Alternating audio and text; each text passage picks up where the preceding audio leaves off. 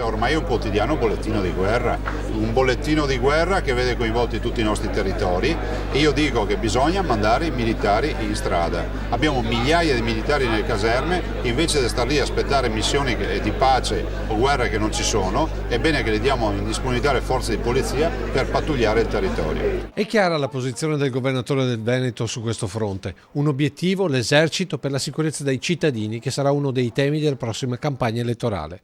E sempre sul tema, giorni difficili per la compagine di centrodestra. Forza Italia che risente delle scosse romane, nuovo centrodestra sempre più vicino alla lista di Alessandra Moretti, così come Scelta Civica pronta a traghettarsi nel PD.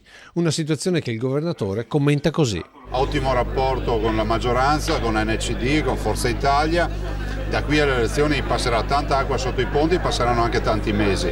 Direi di dedicare queste settimane, questi mesi a governare e a risolvere problemi. Poi quando sarà l'ora di fare i manifesti, di fare le liste elettorali e di parlare ai veneti delle elezioni, parleremo anche di alleanze.